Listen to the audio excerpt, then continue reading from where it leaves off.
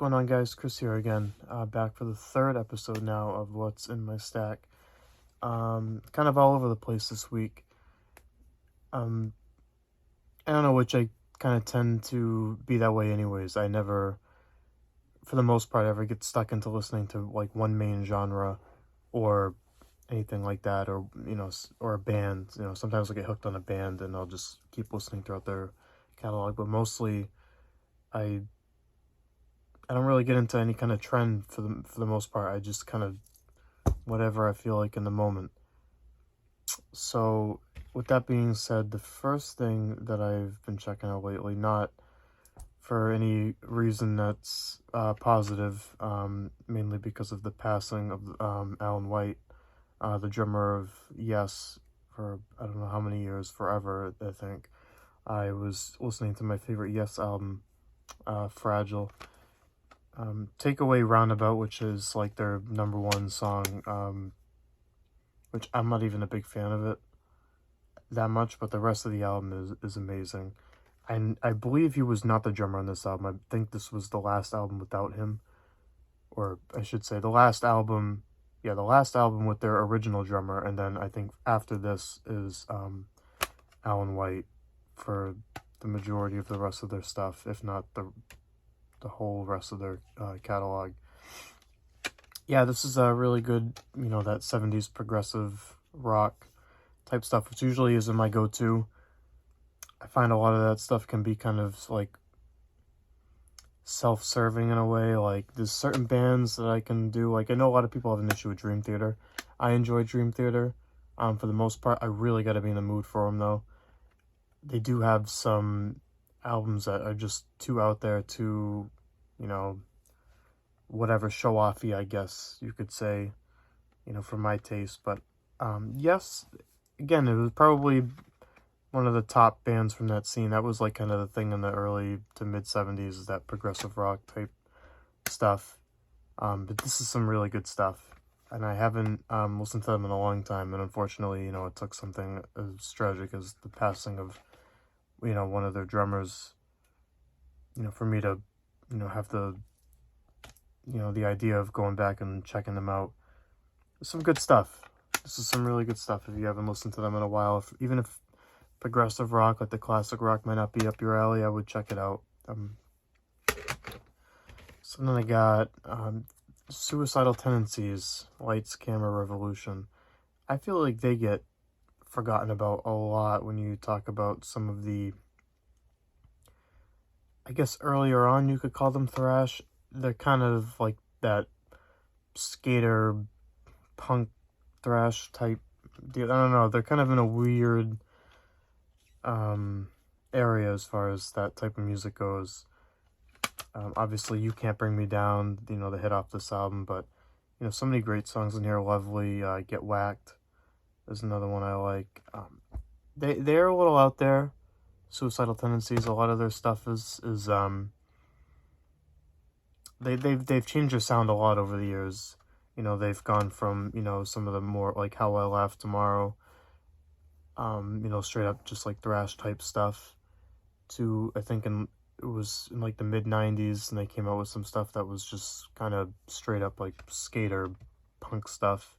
I originally had heard them, I want to say it was on one of the Tony Hawk games. They had a song, I don't remember which one. I'm fairly certain that's where I heard them. If not, it must have been some other game, but I heard them as a kid.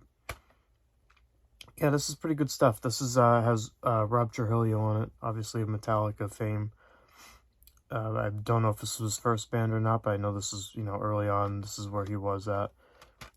Yeah, it's like thrash, but it's also kind of like a band like Faith No More, where they kind of fit into like, it's tough. They you can't really pinpoint like a genre for them. I feel like this to a lesser extent. This is definitely more on the thrash side. It came out in 1990, towards the end of when that stuff was really popular. But I feel like they forgotten about a lot. But they're a pretty solid band. The next thing I got is it's tough to say. I've always had trouble saying this band's name. The Mahavishnu Orchestra, the Inner Mounting Flame. I wouldn't say I'm a big jazz music kind of guy. There's certain, and I probably only say that because I don't know enough about the genre. I've never delved deep more than like what the outside looking in type person would know. The Miles Davises, or the Charles Mingus, or Coltrane, or these guys, Weather Report, some of those kind of bands or artists. I mean, there's a few others too. Art Blakely. I just haven't dug deep enough. But I would say, for someone who enjoys metal, if you had never dipped your toe into jazz, Miles Davis, some of his albums I would check out. But this is like essential listening. It was a weird time. I don't know when this originally came out, because I believe this is a reissue. Well, obviously it's a reissue, but this is from 1998. This must have been early 70s. I want to say 71 or 72. Something like that.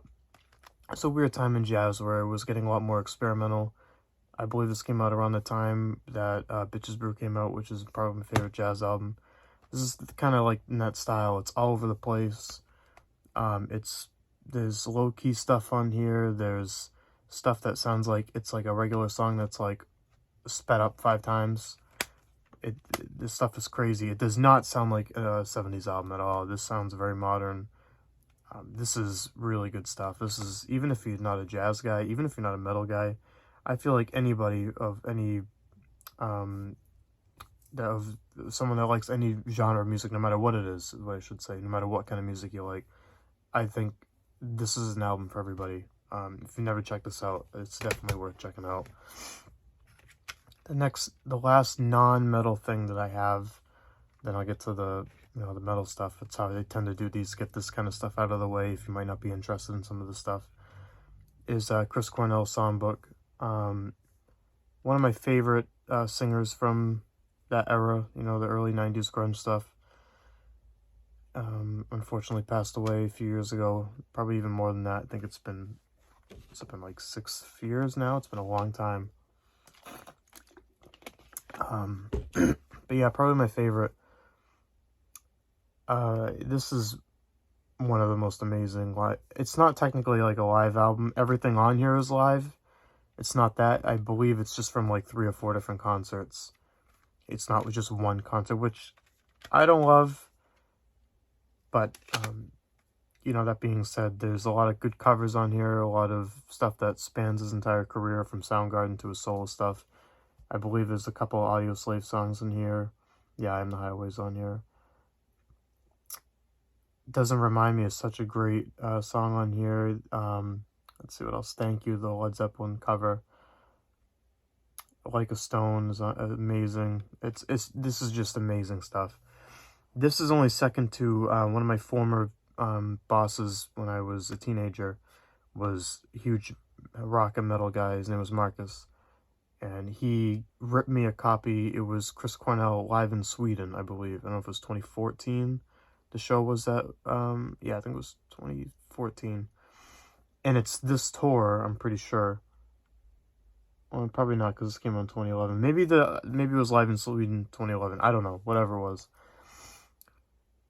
It's one of the most amazing shows I've ever heard. That one was just the full show, front to back. It was just like a ripped copy that he had. I don't know if it was like an extra on like one of his solo albums or what, or how we found this particular concert, but it's just like the perfect, sitting by the campfire type stuff, just low key, like, good laid back kind of stuff. This is one of my favorite live albums of all time. It's tough. Like, if this was one show all the way through, I think it'd be higher. I think as it is, Nirvana's MTV Unplugged is probably my favorite live album ever. This is up there too. This is just amazing. I don't know. There's no words I can put to describe how much I love that album. It's just amazing. And now for the heavier stuff. Dying Fetus, Wrong One to Fuck With. This is probably their best album, in my opinion. I like their debut a lot. Excuse me. This one is just like vile and gross, and isn't it funny how metal and death metal is like the only genre of music where like vile and disgusting are used as positive traits of an album? This thing is nuts. I'm not a big brutal death metal guy at all, but Dying Fetus is one of the exceptions. This band and this album in particular is amazing, and I'm sure you guys have all heard this. I don't know among fans if how high this album ranks, but this is probably my favorite of theirs. The next thing I got, which may or may not be in an album ranking at some point in the future, this would be a big one to do, so I'm kind of thinking twice about it, at least right this moment, is Napalm Death Scum. This is their debut, and I believe it was recorded in the I think 87, I believe this was recorded. This, gotta be honest, a tough listen. The mix is so bad. This is probably the origins of grind right here. I believe, was it Repulsion? Came up slightly before this. Was it Repulsion? Let me check. I think I have that album right here. Repulsion came out. Of course, I hate when re-releases and represses, they don't have the original year. They just have the year it was reissued. This is Repulsion, Horrified. I believe this came out before, and I like this album way better, actually, to be honest. I believe this just has a more listenable sound to it than Scum does. I mean, there's some cool stuff on here. It's got the, the You Suffer gimmicky type song. It's got good songs on here. And I believe, if I'm not mistaken, the first half of this album is a completely different lineup than the second half of this album, which is a weird occurrence. I don't know if that ever happened in music before that or after. I don't know. It must have at some point. But the story behind the album is really cool. The album is, groundbreaking. It's amazing in that sense. I just thought I would like it a little more going back on it, but no. I mean, I don't know if I'd ever really go back to this again, except for once every few years to just, check it out or whatever. But groundbreaking and innovative for the time, but just not, I don't know, it was not easy listening going back on it. When I first got into heavier stuff, really started doing some homework and research on some of this stuff, I thought this was the coolest thing because, just the whole lore behind it. But yeah, it just didn't do much for me, I'm not gonna lie. Not that it's not good, I mean, it's certainly good, but it's just, you gotta take it for what it is. It was the beginning of a whole genre, essentially, if you want to look at it that way. It's just, that one, just not the best. Last thing I got on here is one of my favorite. I consider this a thrash metal album. I don't consider it death metal. And I believe that's generally the way people feel about this album. I know on here that they coined the phrase death metal, but this is not death metal to me, and that's Possessed Seven Churches. I just look at this as some really heavy thrash metal. This is really awesome stuff. The Exorcist is one of my favorite riffs ever. The whole thing. I mean, obviously, like I said, they coined the phrase death metal on here, which is cool. Yeah, I don't need to say any more about this. Everybody knows this album. If you haven't listened to this, then you're nuts. I can't imagine you'd be watching a YouTube, a guy talk about metal if you've never heard Possessed Seven Churches. It's amazing stuff. This came out in 1985. I think this is my favorite from them. Their latest album that came out a few years back was really good, and I believe that one, I think I have that one over here too. Or maybe I don't. I guess I don't. But I forget the name of it. But the latest one was really good. But yeah, this one I believe is my favorite of the debut.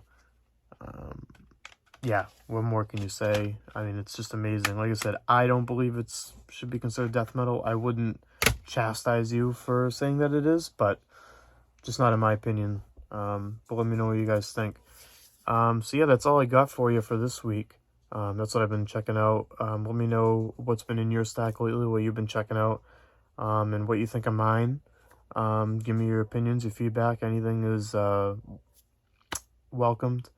I believe the last I checked yesterday, I gained like 7 subscribers, which is amazing. I think I'm over 20 now, which is amazing. That means a lot to me. So yeah, that's all I got for you. Thanks for watching. I'll see you next time.